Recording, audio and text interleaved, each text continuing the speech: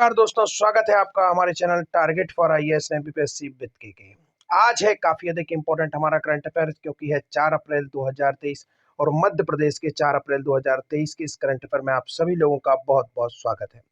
मध्य प्रदेश के किस ऐप को ई गवर्नेंस 2022 अवार्ड से सम्मानित किया गया? The most important fact is dead, क्योंकि लगातार मध्य प्रदेश का दोस्तों यह जो ऐप है यह कृषि क्षेत्र से संबंधित है और लगातार मध्य प्रदेश कृषि क्षेत्र में नित्य नए आयाम छू रहा है और विभिन्न प्रकार के अवार्ड राष्ट्रीय लेवल पर प्राप्त कर रहा है। तो इसको हम यहाँ पर देखेंगे। चलिए शुरू करते हैं विदाउट वेस्टिंग टाइम। हमारा पहला ही क्वेश्चन है, ई गवर्नेंस अवार्ड 2022 किस राज्य को प्रदान किया गया? मध्य प्रदेश का करंट अफेयर हम लोग डिस्कस कर रहे हैं, तो right answer is that option number 1, it means Madhya Pradesh. Gujarat राज्य से मध्य प्रदेश के सबसे कम जिले लगते हैं, मात्र 2 जिले, झाबुआ और अलीराजपुर।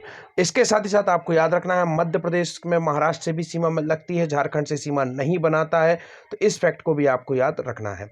तो चलिए आगे बढ़ते हैं, देखते हैं मध्य प्रदेश के किस ऐप को ई गवर्नेंस 2022 अवार्ड प्रदान किया गया। आपका ऑप्शन नंबर 1 है Jansampark app, MP portal app, pharma gate app या फिर इनमें से कोई नहीं। इसका राइट आंसर है option number 3, pharma gate app है दोस्तों मध्य प्रदेश का, जिसे ई गवर्नेंस 2022 अवार्ड प्रदान किया गया है। कौन सा ऐप है? Pharma gate app. तो देखते हैं पूरी न्यूज को। मुख्यमंत्री श्री शिवराज सिंह चौहान ने मध्य प्रदेश को फार्म गेट ऐप के लिए अवार्ड मिलने पर किसान कल्याण एवं कृषि विकास मंत्री कौन है? श्री कमल पटेल जी हैं और कृषि विभाग को शुभकामनाएं दी हैं। आज मंत्रालय में मुख्यमंत्री श्री चौहान को कृषि मंत्री श्री पटेल और एमडी मंडी बोर्ड श्रीमती जीवी रश्मि ने दिल्ली में मिला अवार्ड सौंपा। उल्लेखनीय है कि मध्य प्रदेश को कंप्यूटर सोसाइटी ऑफ इंडिया द्वारा राज्य सरकारों के प्रोजेक्ट कैटेगरी के फार्म गेट ऐप के लिए 20वां CSISIG ई गवर्नेंस अवार्ड 2022 प्रदान किया गया है। देखते हैं यह ऐप क्या है, क्या करता है, क्या इंपॉर्टेंट है इस ऐप की। तो एमपी फार्मा गेट ऐप दोस्तों यह एक एंड्रॉयड बेस्ड एप्लीकेशन है। इसमें क्या करते हैं, किसान अपने एंड्रॉयड मोबाइल पर निःशुल्क रूप से इस ऐप को डाउनलोड कर सकते हैं। इसके साथ किसान क्या कर सकता है, अपनी मर्जी के अनुसार उपज को अपने घर, खलिहान, गोदाम से विक्रय करने में सक्षम होता है, अर्थात उसको एक्सेस प्राप्त हो जाता है।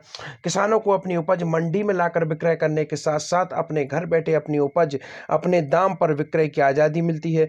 मध्य प्रदेश ऐसा करने वाला देश का इकलौता राज्य बन गया और उक्त प्रणाली को भारत सरकार द्वारा बहुत अधिक सराहा गया है।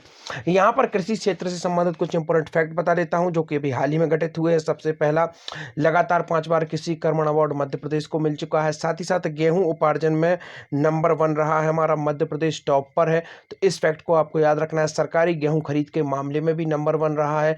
This is again most important fact. गेहूं की बात हुई है तो मध्य प्रदेश का गेहूं अनुसंधान केंद्र कहाँ पर है आपका दोस्तों? होशंगाबाद, पावरखेड़ी में है। और गेहूं और मक्का अनुसंधान केंद्र की बात की जाए तो यह जबलपुर में है। मध्य प्रदेश का दोस्तों कपास अनुसंधान केंद्र कहाँ पर है? खरगोन में है। याद रखिए कहाँ पर? खरगोन। और अगर आपसे पूछा जाए, जैविक शब्द आगे जुड़ जाए, अर्थात जैविक कपास की बात की जाए, तो उसको आपको याद रखना है खंडवा। खरगोन में है यह और खंडवा में है जैविक कपास। आम अनुसंधान केंद्र कहाँ पर है? रीवा में है। हाल ही में जीआई टैग भी दिया गया है यहीं के आम को। और मुरैना की गजक को जीआई टैग दिया गया है, तो इस फैक्ट को भी आपको याद रखना है। और 2018 में जीआई टैग दिया गया था मध्य प्रदेश के कड़कनाथ मुर्गा, जो कि झाबुआ जिले से संबंधित है। अब यहाँ पर फैक्ट देखते हैं, जैसे कि टीकम गढ़ उड़द उत्पादन में है, तो इसको याद रखना है, काफी अधिक इंपोर्टेंट है।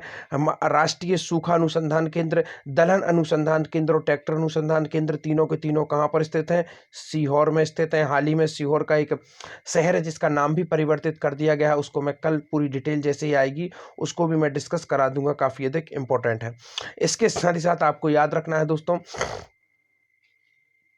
मध्य प्रदेश की जो सबसे अधिक जनसंख्या है वह कृषि पर डिपेंड है, तो इस फैक्ट को भी आपको याद रखना है, जो कि काफ़ी अधिक इंपॉर्टेंट हो जाता है। अब यहाँ पर आपको बता देना चाहूँगा, आलू अनुसंधान केंद्र कहाँ पर है? ग्वालियर में है।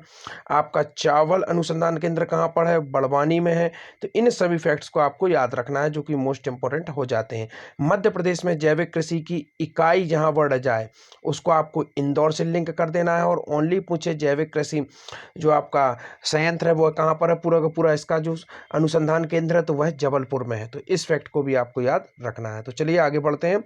मध्य प्रदेश कृषि से संबंधित पूरे फैक्ट मैंने आपको बता दिए। अब देखते हैं मध्य प्रदेश की कृषि उपज मंडी समितियों में संचालित एमपी फॉरगेट जो ऐप है दोस्तों, यह प्रदेश की 8 मंडियां इससे रजिस्टर हैं, जिनमें भोपाल, हरदा, इंदौर, देवास, गुना और सागर, जबलपुर एवं सतना प्रमुख रूप से हैं। मैं 1 अगस्त 2022 से पायलट प्रोजेक्ट के रूप में इस एंड्रॉइड ऐप के माध्यम का प्रारंभ किया गया था, अर्थात 1 अगस्त 2022 को इसका पायलट प्रोजेक्ट शुरू किया गया था। साथ ही दिनांक 27 सितंबर 2022 से उज्जैन मंडी को पायलट योजना में शामिल किया गया है।